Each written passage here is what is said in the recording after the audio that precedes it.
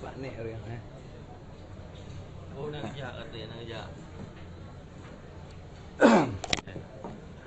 Terus apa lagi kursi?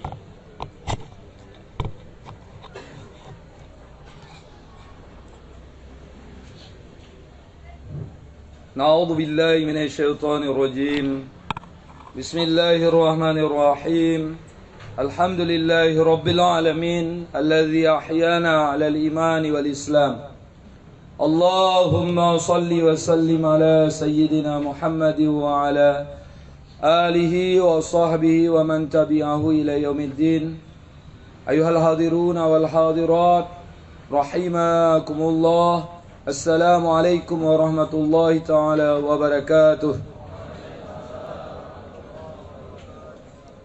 Awalangkah senantiasa kita selalu mengingat bahawa suatu hari kita akan kembali kepada Allah. Dan sesuai dengan apa yang telah sebut di dalam Al-Quran, di dalam hadis, di dalam kitab-kitab ulama, bahawa kemungkinan untuk mati Islam itu sangat sulit. Kemungkinan besar mati dalam keadaan kufur. Kemudian mati dalam keadaan su'ul khatimah tapi muslim. Baru yang terakhir meninggal husnul khatimah dan muslim dengan tidak ada dosa. Untuk mencapai hal itu tiada jalan kecuali bertaubat. Maka selalu hidup di dalam taubat, memohon bantuan kepada Allah. Dan kalau mau dikerjakan satu tips, yaitu perbanyak berselawat. Karena dengan selawat insya-Allah akan mendatangkan ma'unah. Baginda Muhammad SAW tidak kurang sehari semalam membaca astaghfirullah 70 kali sebagai taubat beliau kepada Allah. Maka layaknya kita manusia yang penuh dengan dosa, angka demikian jangan dikurangi. Astaghfirullah, astaghfirullah, astaghfirullah. Di dalam ayat 191 surat Ali Imran, ciri orang beriman itu adalah alladzina yadhkuruna Allah qiyaman wa qu'udan wa 'ala junubihim. Mereka itu senantiasa mengingat Allah berdiri, duduk hingga tidur. Di dalam ayat 142 surah An-Nisa, innal munafiqina yukhadi'una Allah wa idza qamu ila salati qamu kusala yura'una an-nas wa la yadhkuruna Allah illa qalila. Bahwa sungguh munafik itu adalah orang-orang yang menipu Allah. Gaya hidupnya, gaya pikiran dia, bukan gaya aturan Quran dan hadis sesuai jabaran ulama. Kemudian kalau salat malas. Kemudian gaya hidup euforia, suka ditonton orang saja. Kemudian yang terakhir sedikit berzikir. Maka perbanyak zikir supaya keluar penyakit munafik dari diri kita. Alhamdulillah, alhamdulillah, alhamdulillah. Salah satu sebab dicintai Allah yaitu mencintai orang-orang yang dicintai Allah. Pertama yang dicintai Allah yaitu baginda Muhammad SAW. Baginda karya beliau, tapi beliau cintai. Jangan kata baginda, man shalla alayya marratan wahidatan sallallahu alaihi asyara marrah wa usalli alaihi asyara marrah. Siapa yang menyelawati saya satu kali saja, Allah akan selawati orang tersebut 10 kali. Wa usalli alaihi asyara marrah, dan saya akan menyelawati orang tersebut 10 kali. Kata baginda, tidak. Apabila seseorang berselawat kepadaku, maka Allah masukkan ruhku di dalam tubuhku dan aku membalas selawatnya. Sahabat bertanya, ya Rasulullah, bagaimana engkau berselawat kepada banyak manusia dalam satu waktu? Jawab Nabi, itulah mukjizat yang Allah berikan kepada saya setelah saya wafat. Jadi insya-Allah ketika kita berselawat, Allah selawati kita, Nabi selawati kita. Kemarin Pak Jokowi dah ke Aceh. Kita enggak ketemu kan? Kalau ketemu pun enggak kenal. Tapi insya-Allah dengan selawat Nabi kenal kita. Allahumma salli wa sallim ala sayyidina Muhammad wa ala alihi wa sahbihi ajma'in. Allahumma salli wa sallim ala sayyidina Muhammad wa ala alihi wa sahbihi ajma'in.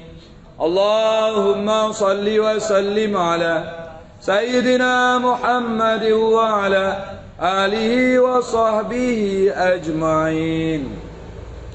Jamaah pengajian yang baru datang, ini depan masih banyak kosong. Makin depan makin banyak pahala tu. Sudah? Jilid 2, buku karangan Kiai Haji Sirajuddin Abbas. Ini orang Padang nih. Jadi dalam Islam itu wala yaskhar qaum an qaum.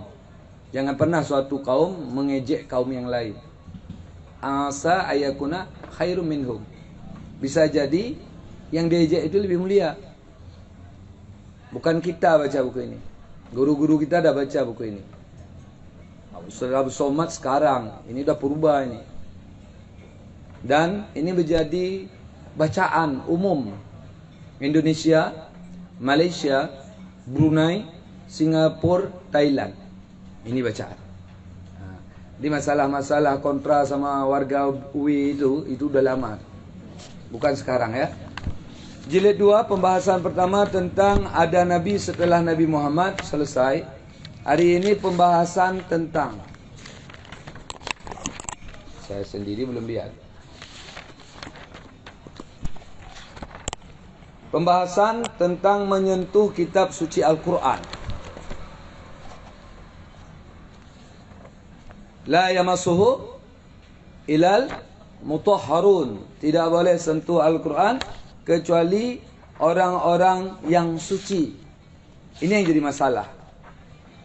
Karena ada mereka-mereka yang menyatakan bahwa walau berjunub, walau tidak ada wudhu, tak mengapa sentuh Quran.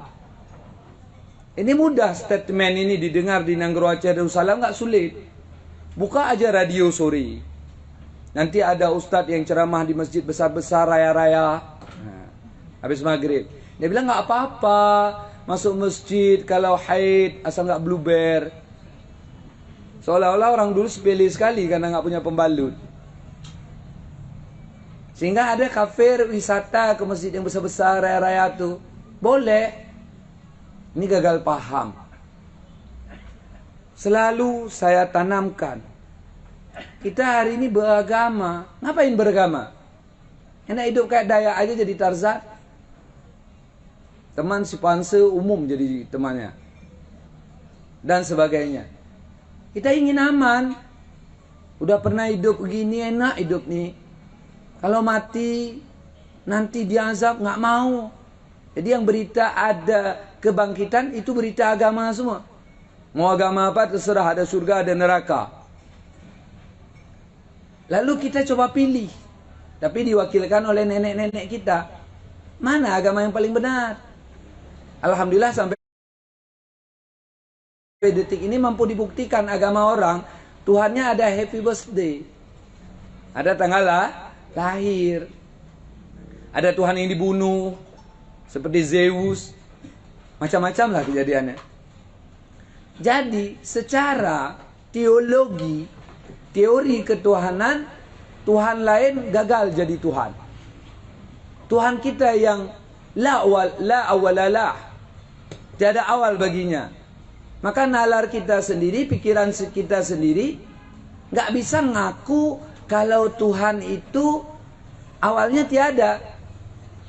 Kalau Tuhan awalnya tiada, maka bukan Tuhan. Kenapa bukan Tuhan? Kalah sama sebelum. Berarti sebelum tiada adalah senior dia. Dia setelah ada tiada baru ada dia. Setelah ada kosong baru ada dia. Tapi Islam tidak demikian. Tuhannya ada tanpa semua ada, beliau ada. Ini baru kokoh. Dan Tuhan tidak punya ayah Tuhan. Kalau punya ayah Tuhan, pertanyaan terakhir, sebelum ayah itu siapa? Maka kita enggak demikian. Langsung Allah lah Tuhan. Maka secara teologi mampu kita pertahankan tiada Tuhan kecuali Allah dengan semua agama. Masalah yakinnya enggak sanggup pikir kita. Di kita kotoran manusia itu menjijikkan. Tapi di anjing dan ayam nikmat, ya normal. Nah, beda-beda lidah itu.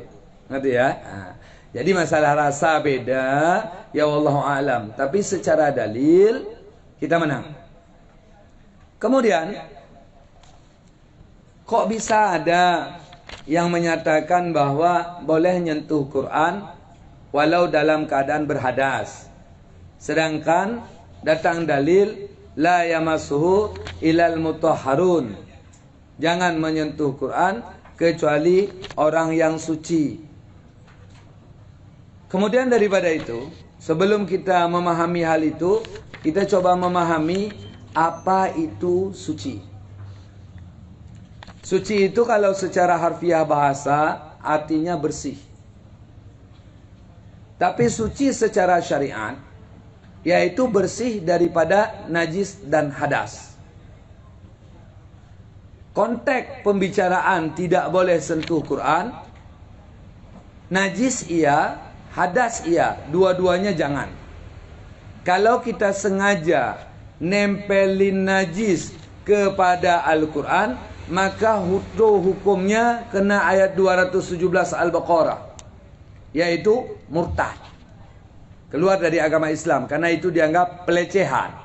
Kok murtad Ustaz? Ketentuan, jangan tanya kok. Kok di Aceh jalan lambat sebelah kiri, nggak ada kok. Amerika pilih jalan lambat sebelah kanan. Walau di Aceh saya sering di jalan, banyak orang Amerika di Aceh.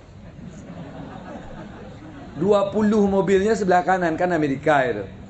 Cuma belesteran, ya kan?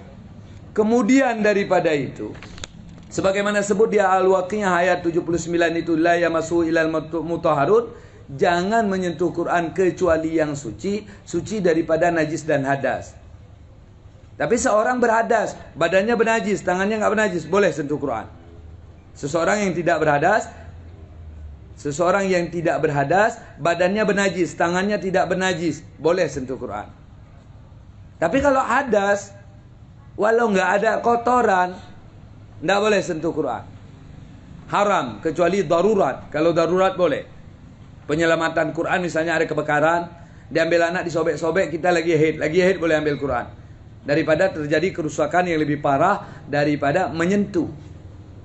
Jadi najis itu yaitu sesuatu yang kotor, yang tampil, itu namanya najis.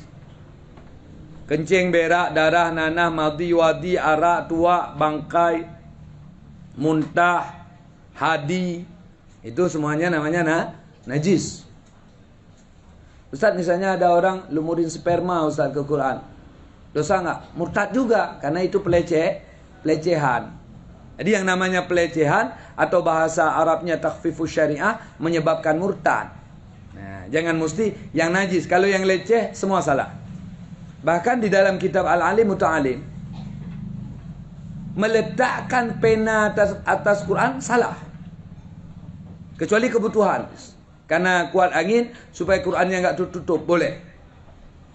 Tapi mamak kita suruh gam kacau menyeuk mak ziat. Pat mak, ada Quran mak pudu. Itu gaya kita.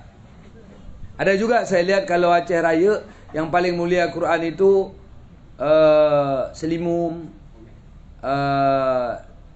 lam tebah, itu Quran dibalut dengan kain sapu tangan kenduri itu yang petak-petak tu. Habis balut tikar, dibalut itu taruh sana. Kapan keluar? Kita Acehnas, waktu meninggal nenek nanti baru turun sekali. Ini masalahnya, karena terlalu mulia nggak pernah dibaca. Sekarang tanya pada diri sendiri semua, siapa yang hari ini ada baca Quran? Banyak yang enggak. Hari ini ada baca Quran? Ada. Quran mengalahkan Quran. Padahal Quran itu adalah benda yang mengandung paham sifat Tuhan. Benda yang mengandung paham. Saya sekarang tidak wudu, tidak ada wudu. Enggak ada yang tahu. Mau kita tes pakai alat tes suhu, nggak kena dia. Yang tahu cuma ilmu dan iman bahwa saya lagi berhadas. Maka orang yang berhadas diharamkan untuk memegang Al-Quran. Walau konteks masyarakatnya melawan, itu terserah. Yang kita mau sekarang hukumnya. Bagaimana mereka yang mengatakan boleh menyentuh Quran walau dalam keadaan tidak suci. Itu yang jadi inti masalah dari kita bersama. Sekarang ironi kejadiannya. Saya dengar sendiri itu. Nanti kan ada komunitas orang lain yang dari jauh, yang nggak kenal sama kita mungkin. Pas duduk di belakang masjid raya, dibilang, gimana nih? Aku lagi haid, nggak apa-apa masuk aja, katanya. Masuk masjid raya Baitur Rahman untuk acara pernikahan. Makanya kalau secara dasar hukum, ibu-ibu bukan didiskriminasi, nggak penting dalam nikah. Bahkan dalam nikah lintu nggak ada juga boleh. Lintu wakilah untuk terima nikah. Ayah darah baru juga nggak ada juga nggak apa-apa. Nanti wakilah untuk nikahi. Tapi ini yang ramai kan ibu-ibu. Ini yang muda-muda belum rasa. Kalau udah rasa sakit. Ada acara nikah kita sakit. Acara apa itu kondangan kita cowok ini sakit. Apalagi lagi baru-baru meniti karir. Karena istri-istri kita tuh tiap ada darah baru ada baju baru. Ngutang terserah ya kan. Yang pokok baju baru harus ada.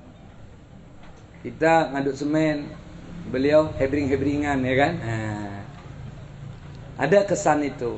Padahal ngapain itu? Ngapain? Itu namanya euforia juga. Bukan nggak boleh jahit baju baru, ibu-ibu boleh.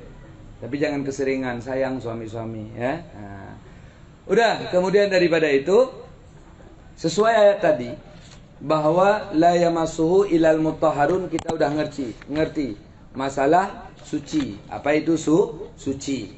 Yaitu suci daripada najis dan hadas. Supaya lebih agak kembang pikiran, walau konteksnya tidak to the point, tapi itu juga menjadi dasar. Buka ayat 43 An-Nisa Al-Quran. Buka, simak supaya nanti kalau ditanya Wahabi bisa jelasin.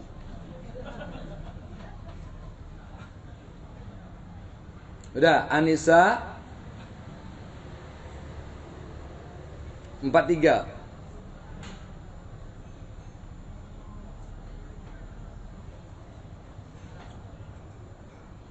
Udah.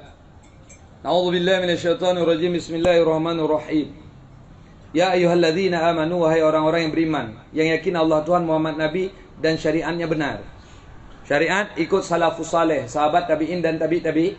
Jangan ikut orang yang ngomong-ngomong, mari kembalilah kepada Quran dan hadis. Karena mereka adalah pengkhianat Imam Bukhari. Imam Bukhari aja ikut mazhab. Wahabi hari ini dikit-dikit kembali kepada Quran hadis. Udah. La taqrabus salah. Jangan kalian dekati salat. Maknanya jangan salat. Wa antum suqara. Padahal kalian dalam keadaan mabok. Hari ini mabok itu terselubung sangat di Aceh, sehingga ketika kita ceritakan pada pejabat, iya Tengku. Nah, begitu ceritanya. Mudah dapat minuman memabukkan di Aceh, tapi bungkusnya plastik. Bisa minum di warung. Orang mikir itu apa itu? Extra jos. Padahal minuman memabukkan. Itu masalah. Hatta ta'lamu ma taqulun, sehingga kalian paham apa yang kalian katakan. Jadi mabuk itu, mungkin ibu-ibu nggak ngerti apa itu mabuk ya. Mabuk itu nggak hilang akal, Bu. Kita cuma susah ngontrol diri. Mau jalan ke kanan, menggol ke kiri. Mau ngomong A, ke omong B. Ustaz ngomong gitu kayaknya ada pengalaman ya. Iya. Saya marah sama teman-teman saya yang ngisap gelek, marijuana, ganja. Akhirnya diracuni saya satu malam. Dibalut samsu. Saya dulu nggak merokok, sampai umur 20 tahun baru merokok. Sampai sekarang. Udah.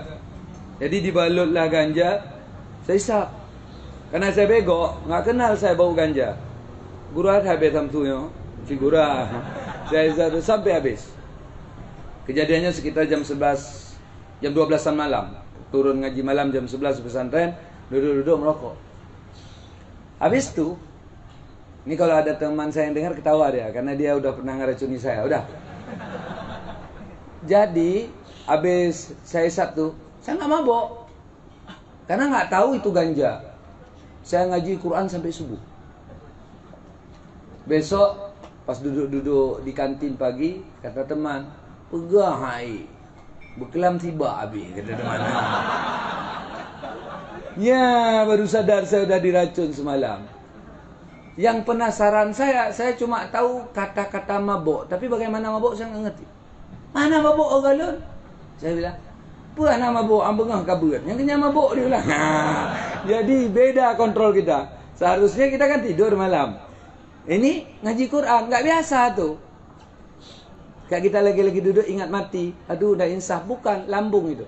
Harus berobat, ngerti ya? Nah, itu masalah. Jadi nggak normal kejadiannya. Nah, jadi saya rasa mabuk. Jadi ini pengalaman-pengalaman. Mungkin jadi ilmu bagi kita bersama. Pernah itu ada anak Nisam, si Cek namanya. Memang Cek kecil. Lewat ayam, dia stop itu ayam. Lebih-lebih palih. Hai dia orang kita berdua. Kemudian harus panggil ayahnya satu hari kemudian. Kayaknya udah nyilap parah. Yang raja udah beberapa tengku nggak sembuh. Akhirnya obatnya ketemu sama orang yang sering mabuk. Dia udah ngerti itu. Nyah napah raja dibawa pulang ke kampung. Ujib ikuyun pulih. Buatlah air jeruk nipis, minum sembuh. Rupanya diracuni, itulah kita bandel-bandel. Diracuni sama anak kecubung, rumpung. Mabuknya parah sekali itu. Sampai 2 hari bisa mabuk. Ustaz ni malu kita Ustaz. Di pesantren ada yang kayak begitu-begitu. Banyak. Karena kita waktu jadi ayah kita pilih. Ini anak ini cedah dikit, ikah kedokteran tidak. Ini agak-agak bego dikit, ikah kasih SMA. Yang temon Bu Ipok, kau dayah. Begitu kejadiannya. Yang masuk dayah yang betul-betul sadar itu dikit. Tapi itulah hebatnya pesantren. Butut didaur ulang jadi produk baru. Kalau sekolah ya memang penjual produk baru. Pesantren butut diolah. Ngeri-ngeri. Kalau saya cerita, kok gitu ada permainan di pesantren, baru saya lihat itu.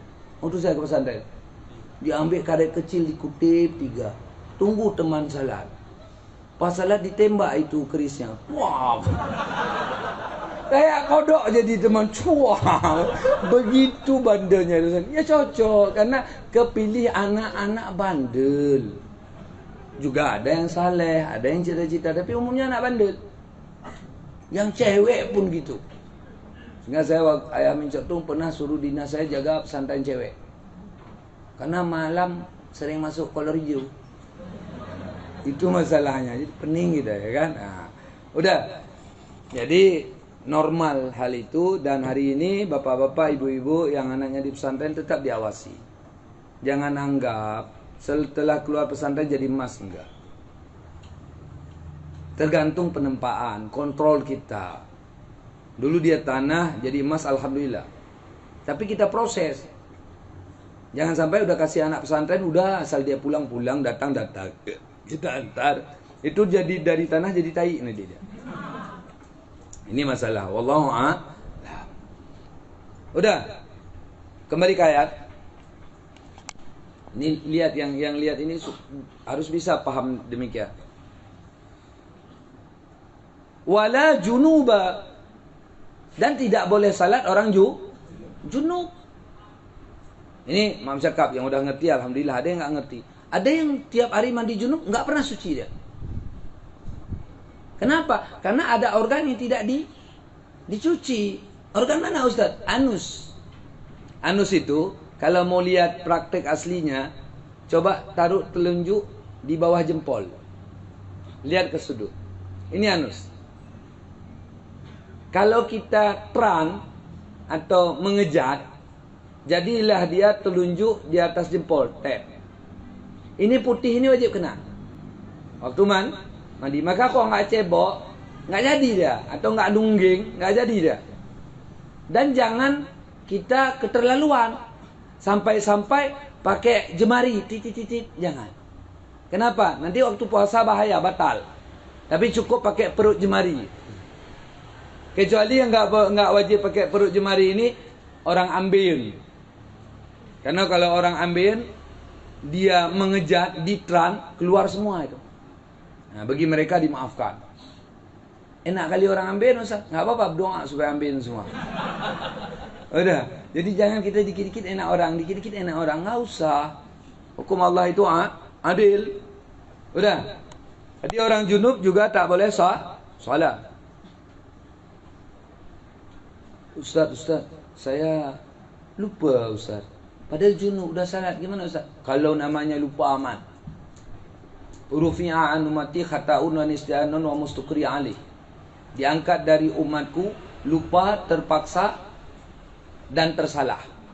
Ini kok buka rahasia saya pernah gitu. Dikit lagi muazan Jumat baru teringat.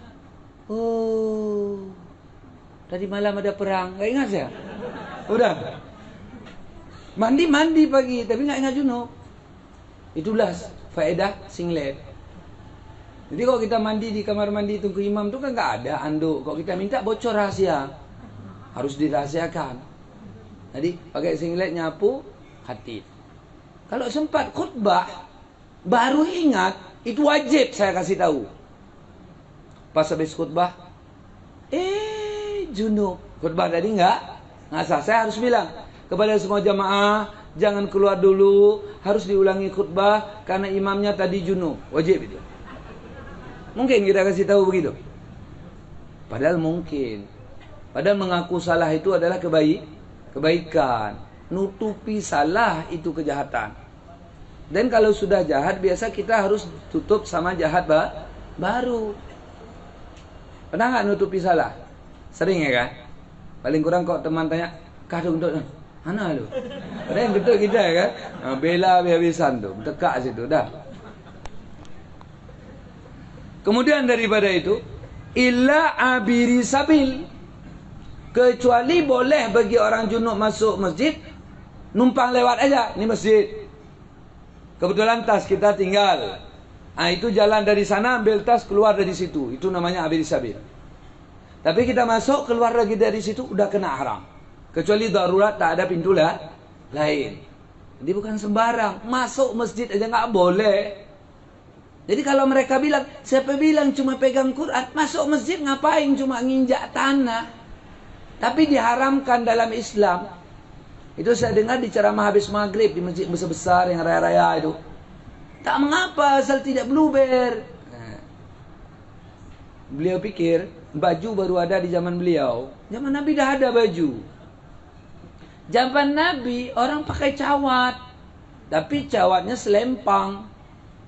Nggak kayak kita mudah beli sekarang. Udah dijual underwear ya? Atau CD color namanya. Udah. Kemudian daripada itu, hatta tagtasilun, sehingga kalian mandi. Ini kita anak muda yang mau nikah tuh sering gitu. Mimpi basah malam. Dilihat dulu, jangan terus mandi. Karena kalau terus mandi itu bodoh dia enggak. Lihat lu. Banyak. Itu ada kemungkinan. Yang kedua, warnanya warna putih tepung. Dan warnanya agak wangi. Ada. Itu dia. Kalau dia mandi. Kalau basah aja dikit, nggak usah mandi. Itu madhi. Kenapa? Karena udah dekat makan dia sering ngeces orang. Ada ya? Nah itu ngeces itu cuma dicuci. Ini ada masalah yang nanya pada saya. Tengku, saya selalu ngeces sekarang Tengku. Itu bawa tisu kemana-mana. Kau kencing, balut helmnya, masukin. Jadi kau ngeces aman. Nanti tinggal cebok helm aja. Ngerti ya? Iya kan yang muda-muda gitu kan? Rata gitu. Lihat iklan di Shopee kali ngecek. Allah alam. Tengku enak ngomong karena udah bebas ya kan? Ini yang muda-muda lagi ujian dah. Wa in kuntum marda, dan jika kalian itu sakit, au ala safar, atau musafir, au jaa ahadum minkum minal ghaid, atau datang seorang daripada kamu daripada toilet, kencing berak, atau lain lagi, lamastumun nisa, tersentuh wanita, falam tajidu ma, maka kalian tidak dapati air, fatayamamu sa'idan thayyiba, maka tayamumlah dengan tanah yang bersih. Ini ada SOP, nggak bisa kerikil. Nggak bisa juga kayak yang di kampanye di rumah sakit yang besar-besar. Ada itu SOP, diterbitkan lagi bentuk buku, bisa temom di dinding. Itu bukan agama kita itu.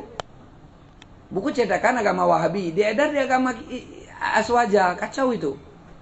Salah atribut namanya.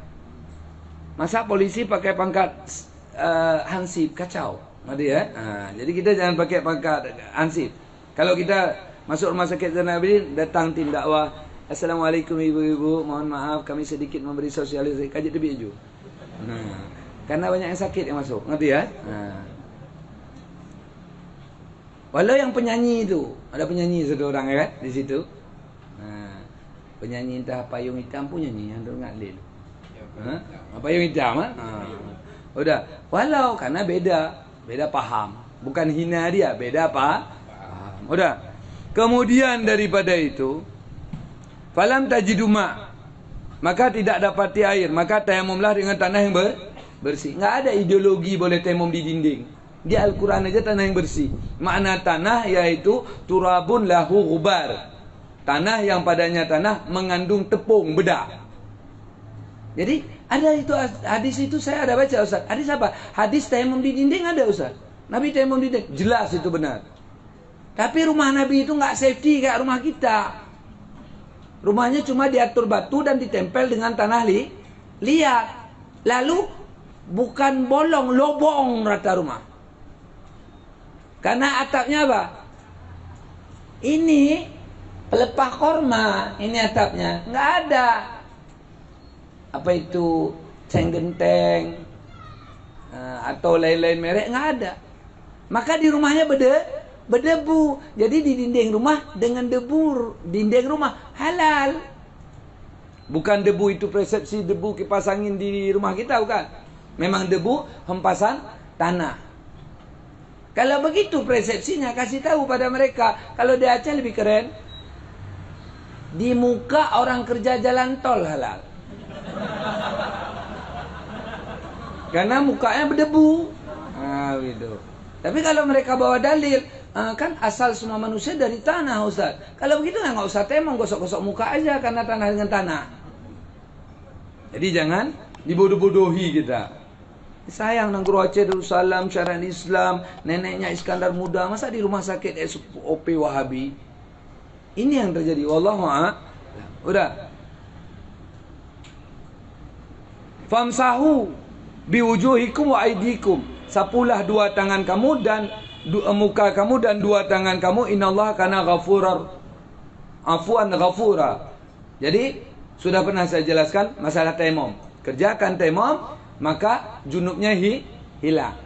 Kerjakan tayammum, wuduknya hilang. Tapi kalau tidak ada air, maka wajib mandi dan wuduk. Boleh pegang Quran, baru boleh salat. Satu lagi, selesai. Al-Maidah ayat 6.